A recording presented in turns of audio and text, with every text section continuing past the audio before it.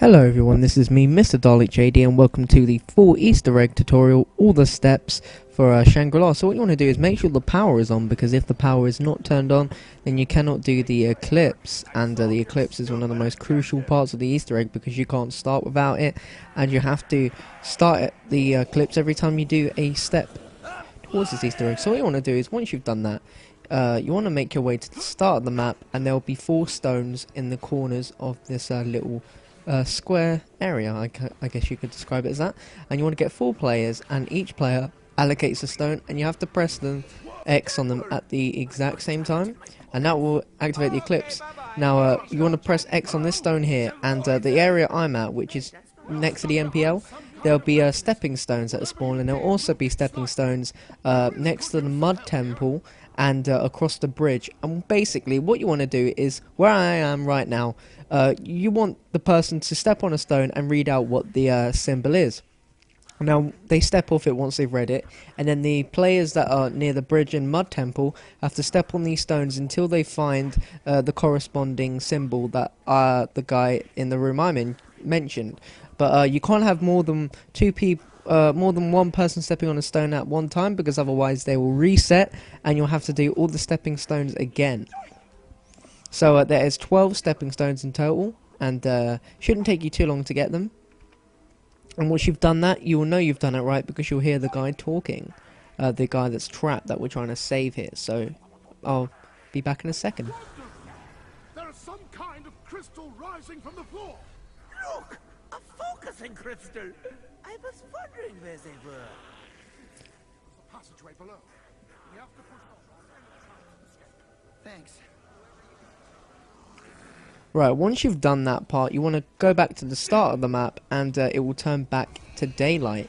Now what you want to do is activate the eclipse once again, and this will be step 2. Now the next part is you want to make your way to the other side of the spawn this time, and go through this way, through the mud temple, and go down the water slide. Now 3 players can go down the slide, 4 players can go down the slide, it doesn't really matter, it could be 3 or 4, but what I found is you want to slide down the slide, and then don't move your controller, don't move forwards or backwards, just look around, because there's a weird glitch where we like walked onto it, and it wasn't sensing that we were on this gate, stone place, whatever we're supposed to be standing on.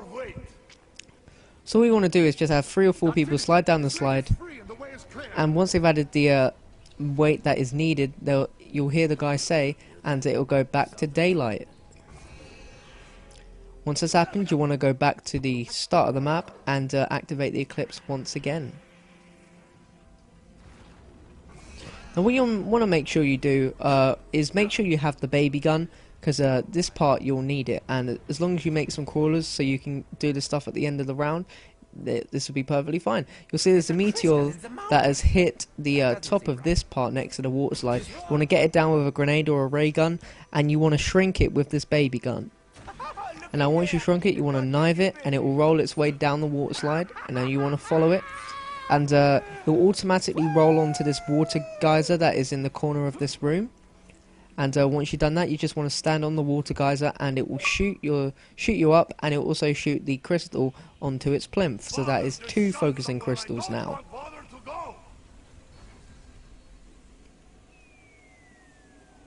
Bye bye, crystal.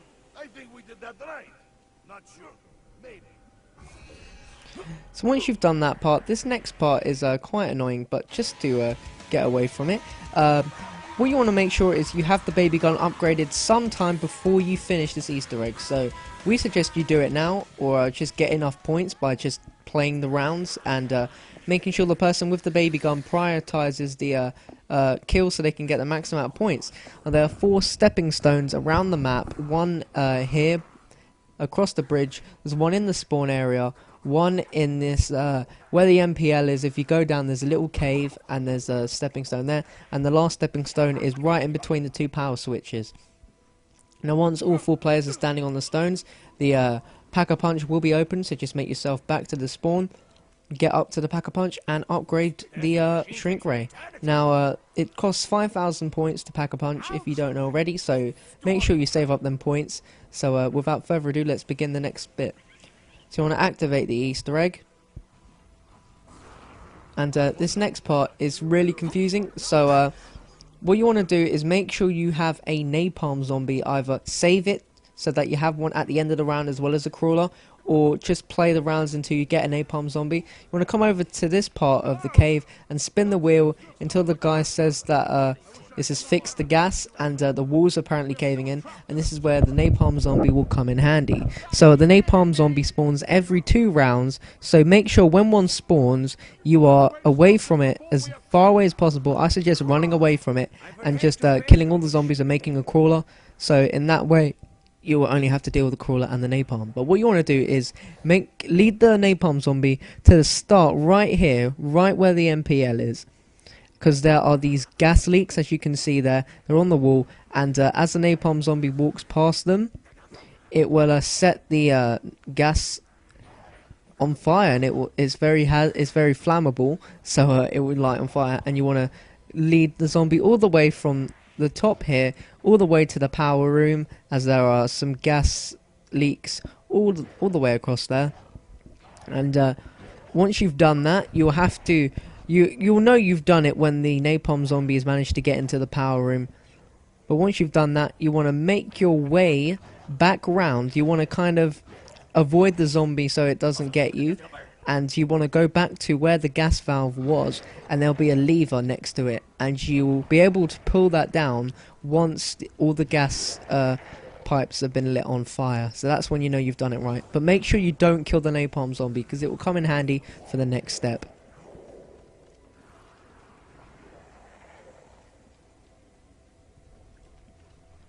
We are going to die! That did it!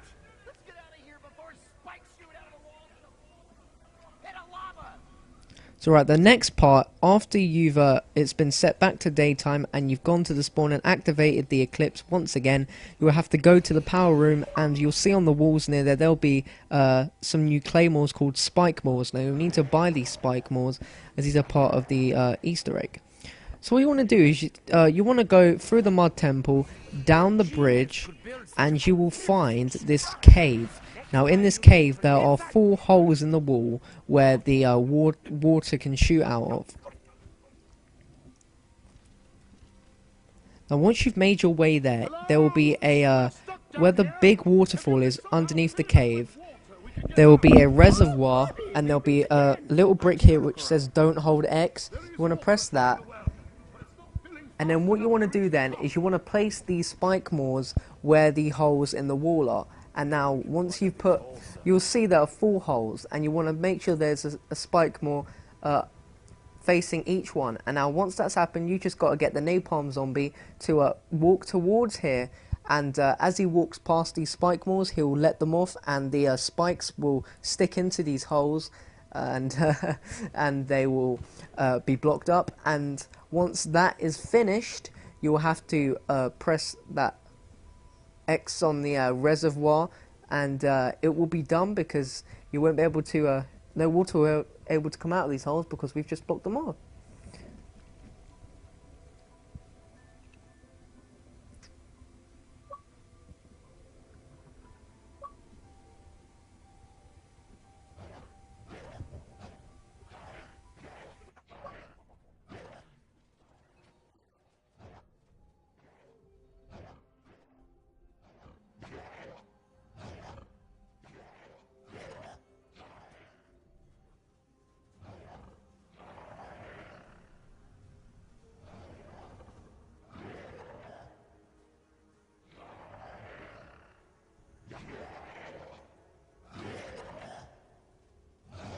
Spikes have got some horns!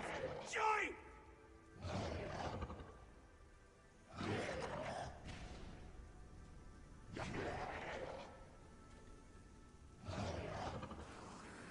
Well, blocked all of the holes. What now?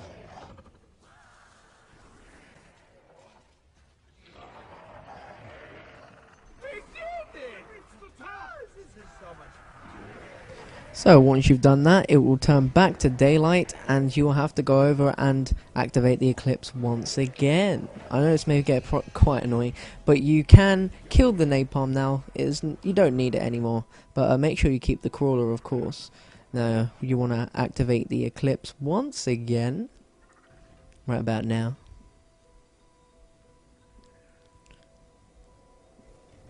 There we go. And these panels will show up on the map. There are 12 of them again. They're exactly like the stepping stones. And I've done the duty of knifing every single one to show you where the locations are. But due to limitations on the YouTube upload and how long a video can be, like the maximum limit is 15 minutes, I have to shorten this a bit. But there is some in the spawn room. There's some in the mud temple and just outside of it. And there are also some in the minecart area, and there are also some underneath where these two geysers are. There's one geyser in the spawn room, and there's another geyser just next to the minecart area here. Now these are quite well hidden, but if you look at the locations here, you'll be able to find them pretty easily. There's one cheeky little one hiding in the power room. But I haven't seen a full tutorial which has shown all these parts, because this was quite annoying to get to, because most people don't really show where all of these panels are. So I just thought I'd make it a bit easier for you guys. Now once you've done that, you'll want to come over to the minecart, and there will be a weird umbrella sort of thing that is spawned outside the map, and you can throw a semtex, you can throw a grenade or a monkey bomb to explode it. And you'll know it's worked because they will say, oh, I think that worked, and it will go back to daytime. So we are just going to do that right now. That worked.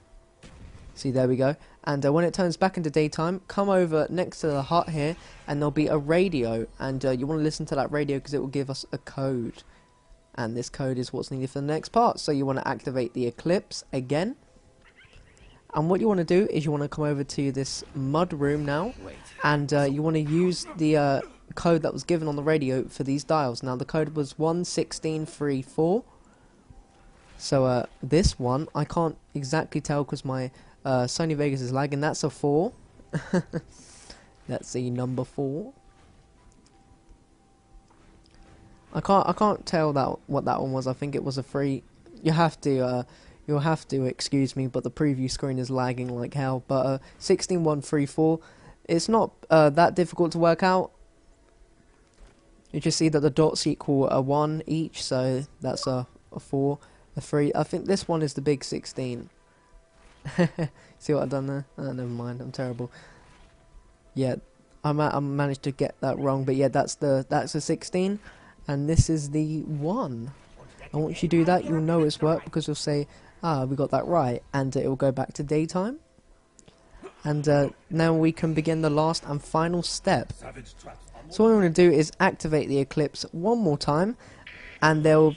Oh yeah, just before we do so, there is a radio that is spawned underneath the temple. You want to make sure you activate that.